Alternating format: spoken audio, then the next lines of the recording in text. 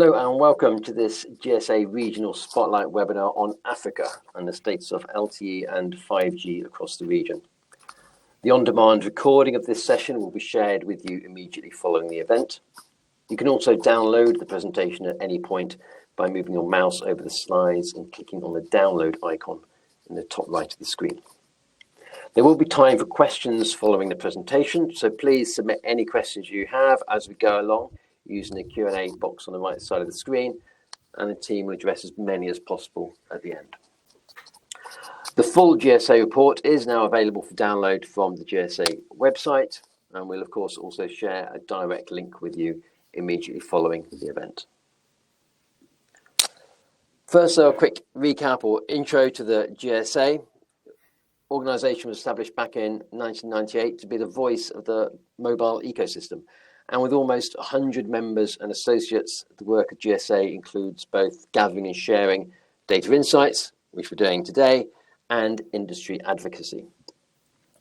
The GSA has focused working groups, including private mobile networks, 6G standardization, and the Fixed Wireless Access Forum, which itself has over 50 members representing about 80% of the infrastructure, chipset, module, and CPE value chain for fixed wireless access. The GSA Spectrum Group comprises a team of 185 spectrum and regulatory affairs specialists from our executive member and member companies, subdivided into regional groupings as well as global teams that focus on areas such as high band, mid band, low band, and spectrum licensing. In parallel, GSA publishes over 160 reports annually based on data from our Gambod database. You'll get to see and hear some of that data today. And this unique database, which can be accessed by all employees of every GSA member and associate organisation via the GSA website, contains the most up-to-date global data on 4G and 5G devices, networks, technologies, spectrum and chipsets. GSA tracks over 2,500 operators in Gambod, including data on over 620 operators deploying, evaluating, testing or trialling 5G. And if your organisation is a GSA member or associate, you personally have unlimited access to all this data, all 6 databases, and you can use it to create slides and charts to support you in your daily work. However, today we are focused specifically on the Africa region. And so to that end, I'll first hand over to Joe Gardner from the GSA Research team and his colleagues to tell us more. Joe. Thank you very much. So, good morning, everybody. I hope you're all doing well. My name, as Richard said, is Joe Gardner, and I'm a member of the GSA Research team, and I'm responsible for coordinating a number of research projects, such as this one, as well as populating our online database Gambod. This presentation is based on a number of different reports published by the GSA across the year, including our Public Networks and Operators Report, 5G Market Snapshot, Private Mobile Networks and Satellite NTN Services reports, and today we're looking specifically at the market snapshot of Africa. The information collected is collected by our GSA research team as well as our special interest groups, and that's mainly in regard to our private mobile networks work. So why are we looking at Africa specifically? Well, over the course of 2024, the GSA has been releasing regional spotlights. I'm sure you saw some on Latin America and Asia Pacific. They were brilliant, and we've also got one on Europe coming up, so make sure you keep your eyes peeled for that. So if we jump right into the numbers today. So as you can see, let's first start talking about LTE. So the chart on the right shows that the number of LTE launches per year has peaked globally. As of the end of September 2024, the GSA has tracked 833 global operators that have launched LTE networks, a net rise of only 9 new launches since the end of 2023. This is significantly lower than the 122 seen in 2015, clearly showing that operators have turned their attentions to 5G moving forwards. Looking at Africa more closely, the same picture is painted. As of the end of September 2024, GSA has tracked 190 operators in 55 countries or regions investing in LTE networks. And of those, 160 operators in 53 countries have launched LTE networks. However, when looking at the number of operators that are either deploying or have planned launches, the number of operators reduces to 9 and 11 respectively, showing that in Africa, much like other regions, the market has peaked for LTE and the shift to 5G is in progress, which I'll cover in more detail shortly. Now, this shift is expected due to a number of different market drivers, including greater level of 5G consumer devices, as well as the greater number of 5G subscribers, and also the reduced operating costs and higher efficiency of 5G networks is encouraging the transition. So if we then move on to LTE-Advanced, which is sometimes referred to as 4.5G and was standardized in 3GPP Release 10, it enhances the capabilities of its predecessor LTE with capabilities such as significantly higher data rates, increased capacity, lower latency, and backwards compatibility if needed with LTE itself. When we look at the picture globally, the GSA has tracked 400 operators in 167 countries that are investing in LTE-Advanced technology, and of these, 361 operators in 158 countries have launched LTE-Advanced technology, showing that clearly its enhanced capabilities is encouraging a significant uptake. Looking at Africa more closely, the GSA has tracked 56 operators in 34 countries across the region currently investing in LTE-Advanced technology, or just over 14% of the total numbers globally. Number of launch networks stands at 49 operators in 29 countries, or just under 13% of the global total. Africa has therefore, I think, performed rather strongly in this uptake. However, there are more than 20 countries in Africa without LTE-Advanced. Now, if you look at sort of the figure in the slide more closely, you can see the majority of the countries that have LTE-Advanced or are investing in it on the coast. And I think a good reason for this is due to landlocked countries finding it difficult to trade due to not having access to the sea and to ports, and therefore making it difficult to develop economically, and in this case, develop their sort of network infrastructure. However, as the global market continues to shift towards 5G, a technology that offers even greater capabilities than LTE-Advanced, the number of operators planning future launches across Africa is still noteworthy, with 12 operators in 10 countries currently planning deployment of the technology, such as Jamcell in Liberia and Somtel in Somalia, both looking to launch LTE-Advanced in the future. Then going to turn our attention to LTE's successor, 5G. As you'll see from the chart, 5G has seen accelerating uptake, especially since 2020. And as of the end of September 2024, the GSA has tracked 343 operators in 126 countries that have launched or soft launched 5G networks globally. For Africa, the picture is generally the same as the global one, with strong uptake across the region. Currently, according to GSA data, Africa has seen 79 operators in 41 countries, or 12% of the global figure, investing in 5G mobile or fixed wireless access networks. When we look at the launch networks, the number does decrease, with 35 operators, or 10% of the global figure, having launched the technology, with this taking place in 21 countries. But if we look to the sort of coming years, the future of 5G in the region does look promising, especially when we consider the number of operators currently deploying the technology, which according to GSA data shows that 26 operators across 19 countries are currently deploying, trialing, or have soft launched the technology, pointing to an increase in launches over the short to medium term.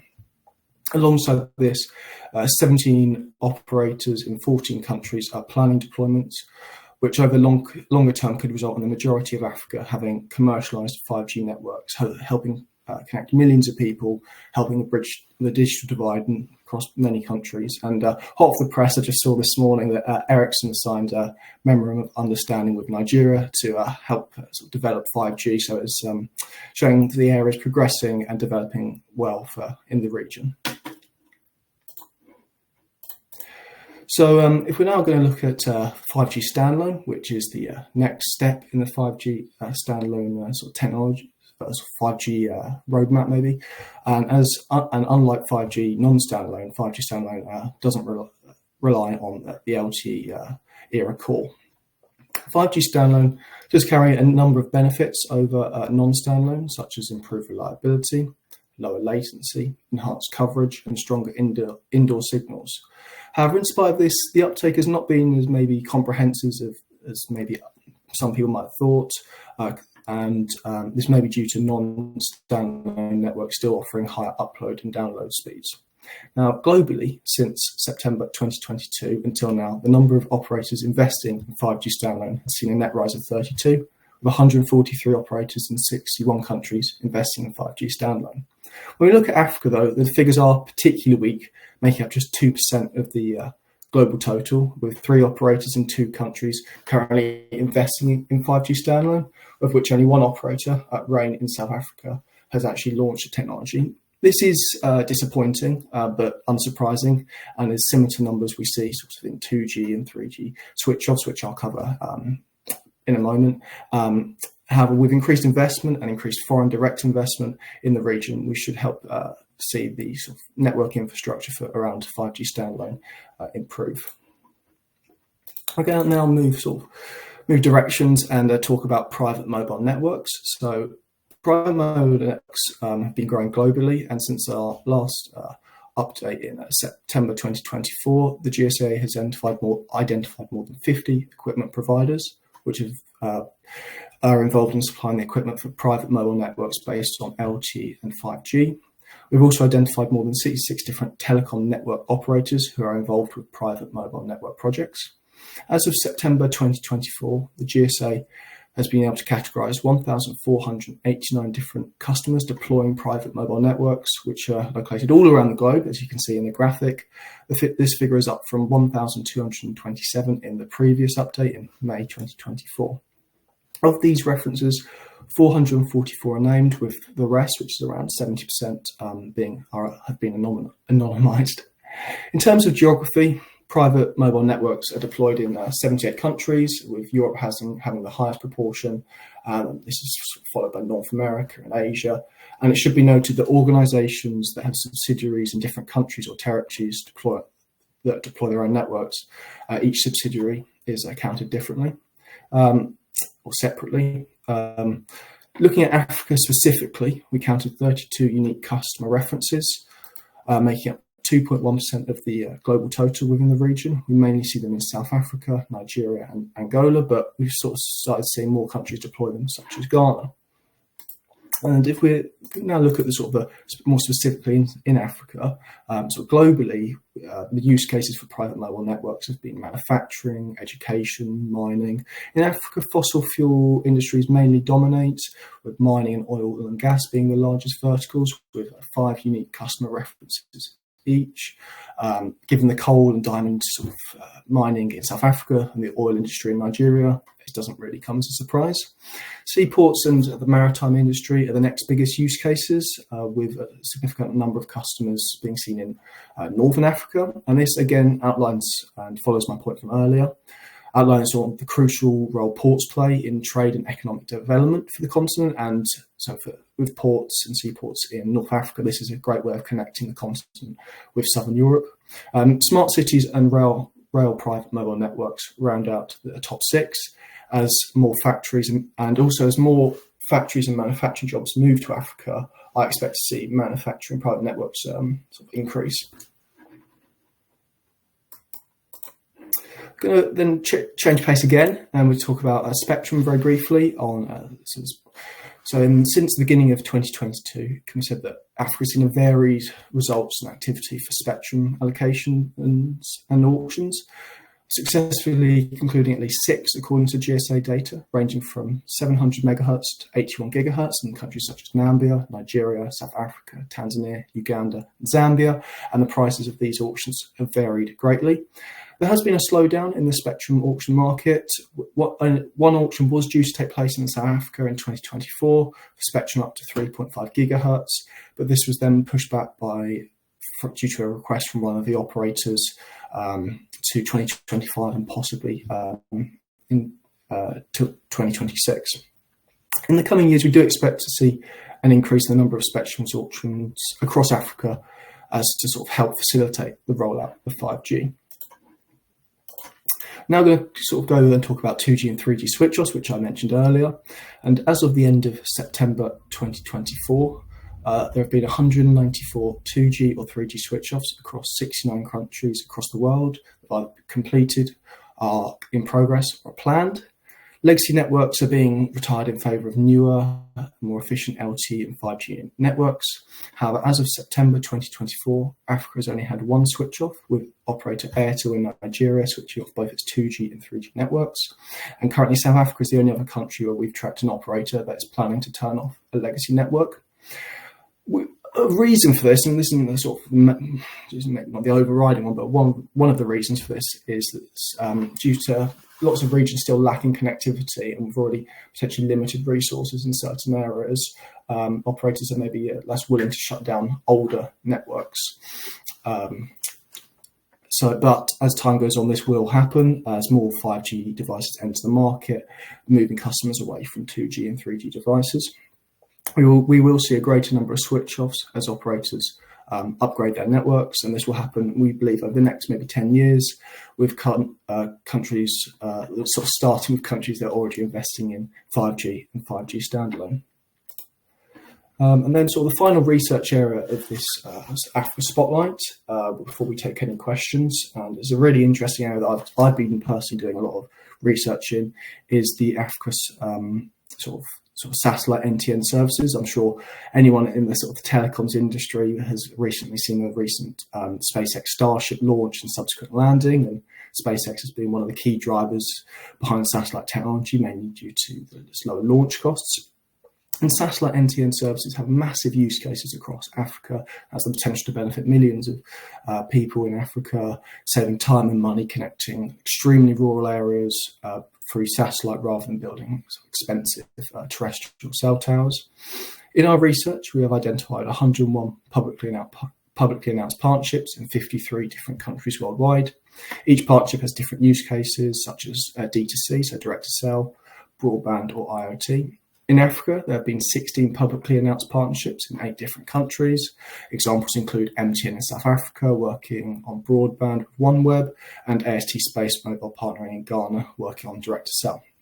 And if you want to know more details about publicly announced partnerships, I ask you to view our members report. It's got a sort of a detailed list of all these partnerships. And in the future, we do expect the number of partnerships, not just in Africa, but also around the world, to grow, with constellations such as Amazon Kuiper and Link to increase the number of partnerships with operators. And so make sure you sort of keep an eye on all the GSA's latest reports in this area, because I think this is going to be a massive growth area over the next few years. And the GSA also tracks the number of vendors in Africa, with currently only one in Nigeria, where this one, Nicomsat, offers community and enterprise broadband. So that brings the presentation to a close. Thank you very much for listening. I hope you enjoyed it, and I'll now invite my colleagues Jordan and Luke to join us as we answer some of your questions. But thank you very much. Perfect. Thank you very much, Joe. So yeah, we've got a few questions that have come through to us. So I'll just put them to you and Joe as well. And I can see a couple more that have just come through as I've been speaking there. So firstly, maybe Joe or Luke, first question we have is, how do you see the direct-to-device market evolving in Africa, especially given the cost of satellite services? Is there any thoughts on that? Yeah, that's a great question. I think, as I said in the presentation, it's got incredible use cases across the region, just due to the nature of the continent. However, the problem is cost, because, for example, we've seen with Apple and Globalstar, they're releasing the iPhone 14 onwards, I think, offers that technology. Well, that's obviously a very expensive phone that apparently only real premium customers can afford. So with Starlink, AST Space Mobile, and Link, they offer a sort of an approach that uses terrestrial spectrums or unmodified smartphones, and this will hopefully be able to increase the addressable market across Africa, which will be a great help to get as many people connected to satellite services. Also, we've got to consider the 3GPP release standards route. That's going to come into effect in a few years, but again, that should also help get the technology to as many people as possible. Great, perfect. Really interesting points there. So yeah, we've got a few more questions that are coming through. So Secondly, got one focusing on 5G standalone. Obviously, you covered that in the presentation there, Joe. So how do you think the 5G standalone market will evolve in Africa? Obviously, you did mention there that in Africa and potentially globally as well, 5G standalone really hasn't seen the uptake we were probably expecting. What are your thoughts on specifically for Africa? How do you see that evolving moving? Yeah, I mean, I think, as I said, it's been difficult across the globe. I think it's been very difficult in lots of countries. I think, I mean, I'm UK based, and it's hard to show the use cases for 5G standalone, especially as maybe 5G hasn't been offered maybe the benefits that people want. The operators and customers, I don't really see the use cases for it. I'd say, yeah, increasing investment in the region, foreign direct investment, and I think an area that will help 5G standalone grow. I also think another area that will maybe encourage its growth will be kind of, I don't know the terminology, but essentially once a couple of operators will get it, that will create a competitive environment that other operators will then compete with each other to roll it out. So it will kind of be like a snowball effect, which I see happening very soon. It's just at the moment, as I said in the presentation, so few operators offering it. No one's really got an incentive to compete with each other. I don't know if you have further thoughts on that. Yeah, absolutely. Yeah, I agree with that. I think in Africa, specifically, obviously, there's a lot of still, particularly 3G, 4G devices in Africa.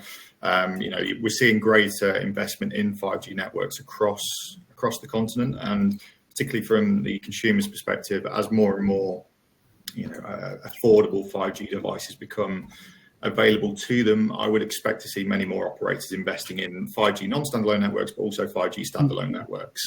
And it's particularly interesting in Africa to potentially see the applications of that 5G standalone network. As you mentioned, many of the large industries across the continent are mining, manufacturing, and potential logistics as well. So it'd be interesting to see just where those 5G standalone networks are focused and whether that encourages investment in the networks moving forward. So really good answer there. Really interesting point as well. Okay, so we've got another question focusing on private mobile networks. So potentially Joe and Luke as well. The question is, given the fossil fuel landscape in Africa, why do you think private mobile networks will start to grow on the manufacturing side? Is there any thoughts on that? Yeah, maybe I'll start that off, and then Luke, you can jump in. That's the fossil fuel sort of landscape is just it's a big industry in Africa, and I think that's not really going to change. The reason I mentioned manufacturing is I can see our manufacturing jobs. Yeah, we've seen them move to Asia Pacific, and now we're going to see them. They've moved maybe slightly away from China to other countries, and I think we're going to see that again moving to Africa, and that's where we're going to just see more of a manufacturing industry. A number of different countries, but that'll just depend possibly on the geopolitical sort of tensions, possibly in the sort of South China Sea over the next few years. But I think manufacturing private mobile networks will increase just because manufacturing will increase in the region. Don't know if you've got any other thoughts on that, Luke.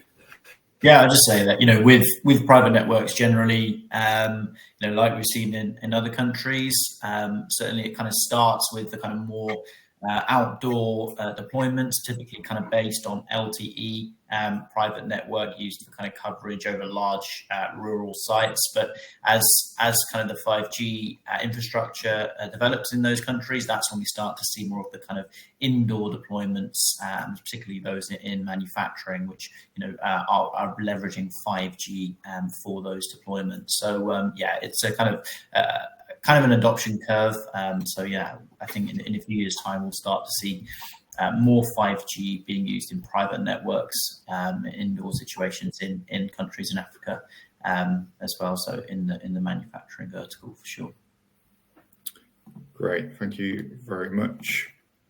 So we've got a few more questions coming in. They're coming in quite fast actually now. So the next question is, if you would like to know a little bit more on the 2G and 3G switch off. Can we provide more details on the switch off in terms of which countries have terminated the 2G and 3G switch off? I would assume that question's referring to the global picture. I'm not sure if it's looking at Africa specifically, but if it's looking at the global picture, the GSA does have a 2G and 3G switch off report, which is available on the website, and that outlines all of the tracked 2G and 3G switch-offs that the GSA has tracked globally. So that would probably be of interest to you if you're looking at the global perspective. So we have a few more questions on what can you tell about the rollout of VoLTE in Africa? So we do have some data on VoLTE. We do track that on a global perspective, but we have tracked a few launch networks across Africa. So, for example, Unitel in Angola, Etisalat in Egypt, and Gabon Telecom in Gabon. There's probably a few more on that list as well as a few others investing in the technology, such as Smile in the Democratic Republic of the Congo. But we can always give you more information on that after the call. So other questions that we've got. Okay, so maybe potentially Joe or Luke. Yep. The question is, have you analysed whether the interest in satellite non-terrestrial network services among African MNOs is higher compared to other regions, or is the interest comparable to other regions globally? What do you think on that? Yeah, we haven't analysed it maybe specifically, but I think looking at from what we're hearing, sort of from other operators and sort of where they're looking, they definitely see Africa as a massive market. I think at the moment, with the work I know T-Mobile and SpaceX are doing, and AST Space Mobile and Verizon in North America, that's kind of the epicenter of satellite services. But I think that's going to roll out slowly to other regions, and I think the interest in Africa is 100% there. I know Vodafone are looking to do a lot of work in the African region to support that. Same with NTN as well. Haven't maybe gauged it sort of quantitatively, but there's lots of interest there. We're sort of seeing when we're talking to different interest groups, operators, and sort of key people in the market. Yeah, no, definitely. You can look at kind of the number of announced partnerships, and generally, those that are further developed, like as Joe said, would be those in North America. We're starting to see services launch in the US, Oceania as well, Australia, New Zealand have quite a few partnerships. But I think there's definitely interest from African MNOs, as Joe mentioned, Vodafone and Vodacom, particularly MTN as well, with multiple satellite NTN partnerships, both for kind of direct to sell with AST Space Mobile and others in that area, but also Amazon Kuiper as well, who certainly see Africa as a significant opportunity. And a lot of that is related to kind of rural coverage as well. So we're seeing that as well as kind of the fixed wireless access networks as well, kind of bringing broadband to Africa in different ways than fiber. I think fiber to the home penetration is around less than 5% of the continent. So certainly looking at deploying broadband services through either fixed wireless access or satellite will really kind of help to bridge that digital divide in that region specifically. Great, perfect. Thank you very much, both. So we've probably got time for one more question before we finish. So the last question that's just come through is around the key policy measures governments and regulators should implement to support mobile network operators in the process of switching off 2G and 3G networks to ensure smooth transitions for both the operators and consumers. And it's really important point, especially for Africa. There's so many 3G and 2G, 3G and 4G device users. It's going to take a lot of work to transition away from those older networks into LTE and 5G networks. And I think it's really important that regulators and governments firstly create a clear roadmap and timeline for the operators, so that is communicated to the end consumer as well, and it just gives the operators that ability to plan more effectively ahead. They can ensure that the consumer is fully up to date and fully prepared for the switch off of these older networks. Ensuring device affordability.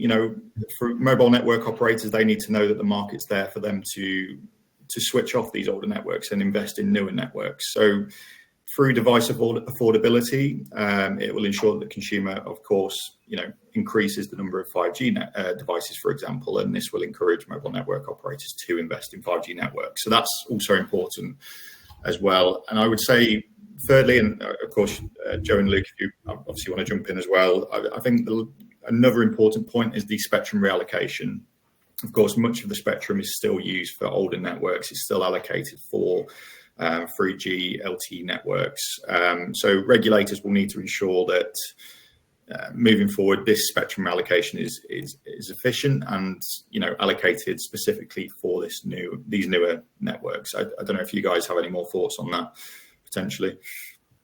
Yeah, I think that's a pretty comprehensive answer, and it's it's going to be a gradual process, but making sure that people are in the right space to be able to switch off those 2G and 3G networks to stop any kind of problems being caused in that and having that kind of smooth transition. So I think you kind of covered all the points very well there. Perfect. Okay, so I think we're actually running over time a little bit. So I'll thank you very much, guys, for answering those questions. I'll hand back to Richard to close off the webinar. Great. Thanks all, and thank you all for attending today, and thank you again to our speakers. After the event, you will receive a link to the webinar recording and to the full Africa Regional Spotlight report.